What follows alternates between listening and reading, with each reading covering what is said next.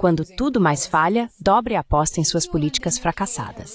A UE e o Reino Unido adotaram recentemente novos pacotes de sanções, já na 18ª rodada, direcionados à Rússia, com foco em restringir ainda mais o acesso russo a tecnologias de combate, cortar receitas provenientes de exportações de energia e sancionar entidades e indivíduos.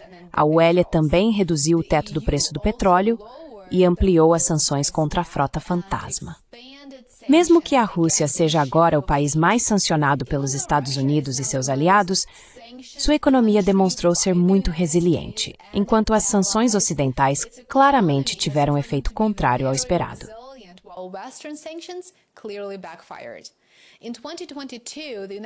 Em 2022, os Estados Unidos usaram uma arma que já haviam utilizado muitas vezes antes, e com bastante sucesso: sanções. Mas, ao contrário dos casos anteriores, desta vez os Estados Unidos e seus aliados prometeram um ataque econômico sem precedentes, que iria paralisar a economia russa, isolar sua elite e desestabilizar o país internamente. Esse era o plano. Quase 3 anos depois, essas previsões se mostraram extremamente ingênuas e míopes. Na verdade, a economia da Rússia está indo muito melhor do que o esperado, e o país está avançando em todas as frentes.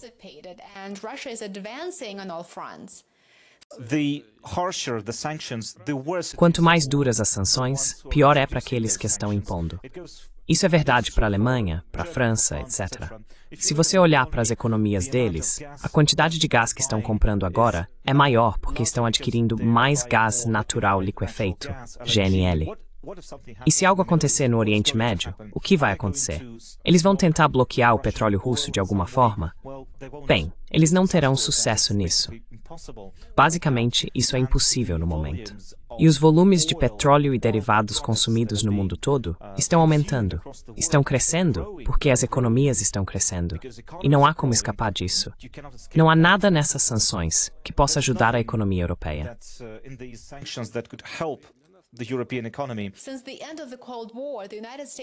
Desde o fim da Guerra Fria, os Estados Unidos têm recorrido cada vez mais às sanções, tanto como ferramenta coercitiva, quanto como forma de guerra moral. Seja ao mirar o programa nuclear pacífico do Irã, enquanto, ao mesmo tempo, permite que Israel contorne o Tratado de Não Proliferação Nuclear, ou ao impor sanções contra os testes de mísseis da Coreia do Norte ou a elite política da Venezuela, o objetivo sempre foi o mesmo: infligir dor econômica tanto à elite quanto aos civis até que o alvo ceda. Eventualmente, eles cederão. Mas a maior e mais ambiciosa campanha de sanções até hoje, a que é dirigida contra a Rússia, tornou-se claramente um exemplo do fracasso de Washington. Apesar de milhares de sanções direcionadas contra bancos, indústrias e indivíduos russos, a Rússia aumentou seus gastos com defesa para cerca de 6% do PIB, o maior patamar em décadas.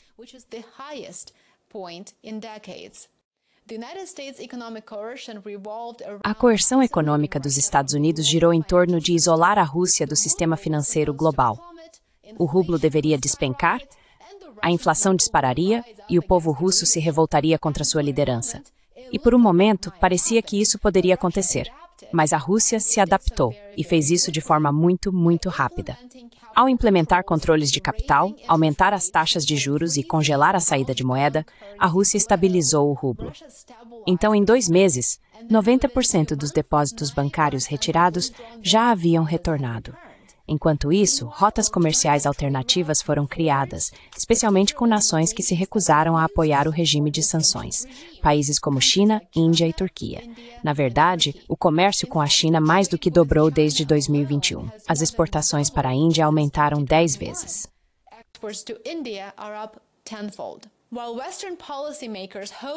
Enquanto os formuladores de políticas do Ocidente esperavam sufocar economicamente a Rússia, Moscou conseguiu se adaptar com sucesso. A economia russa passou a operar em ritmo de guerra, e embora as perspectivas de longo prazo apontem para uma desaceleração semelhante à da economia global como um todo, seu desempenho de curto prazo tem sido surpreendentemente resiliente. Em vez de isolar a Rússia, as sanções a aproximaram da China, do Irã e de outros rivais dos Estados Unidos. Juntos, eles estão adotando estratégias anti-dólar, realizando swaps de moedas e firmando novos acordos comerciais para escapar da hegemonia financeira dos Estados Unidos. Na verdade, as próprias sanções que foram criadas para afirmar a dominância americana catalisaram e impulsionaram um novo bloco, mais economicamente independente e muito menos vulnerável à pressão ocidental no futuro.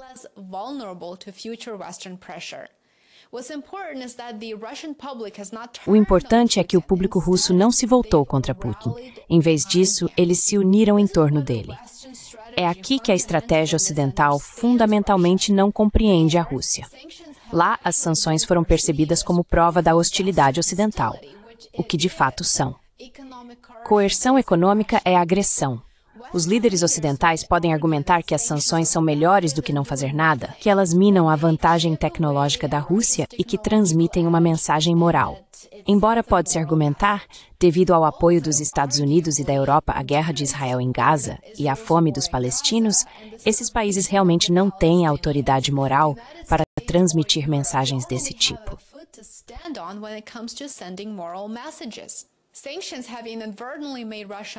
As sanções inadvertidamente tornaram a Rússia mais definida, mais autossuficiente e muito mais alinhada com a China, uma concorrente dos Estados Unidos.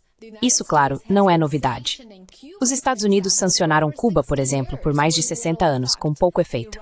Irã, Iraque, Coreia do Norte, nenhum deles foi contido apenas pela pressão econômica. E, em muitos casos, as sanções, na verdade, fortalecem a liderança e punem os civis ao mesmo tempo. Além disso, as sanções fornecem aos líderes um bode expiatório para problemas internos. Então, por que insistir em uma estratégia que raramente funciona?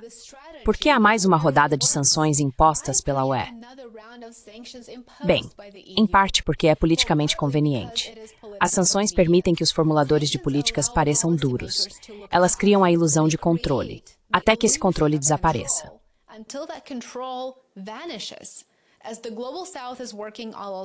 À medida que o Sul Global trabalha em plataformas alternativas de liquidação financeira para diminuir sua dependência de instituições lideradas pelos Estados Unidos, esse controle vai evaporando, literalmente, até desaparecer por completo.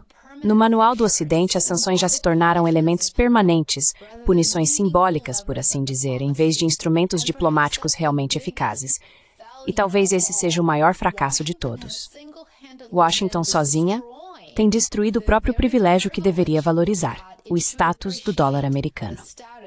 Em vez de enfraquecer a Rússia, as sanções prolongaram o conflito, tensionaram alianças e aproximaram o mundo de uma ordem econômica multipolar cada vez mais resistente à influência ocidental.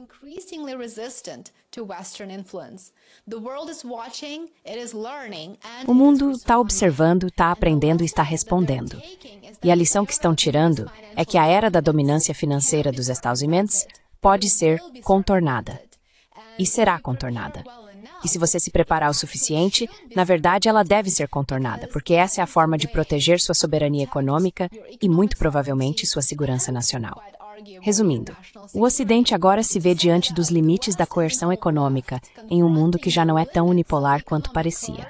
Muito obrigado por assistir, obrigado por me acompanhar. Se você achou essa análise útil, curta, inscreva-se e me conte nos comentários abaixo. Qual é a sua opinião sobre sanções econômicas? Adoraria saber o que você pensa. Nos vemos no próximo vídeo. Cuide-se. See you in my next one. Take care.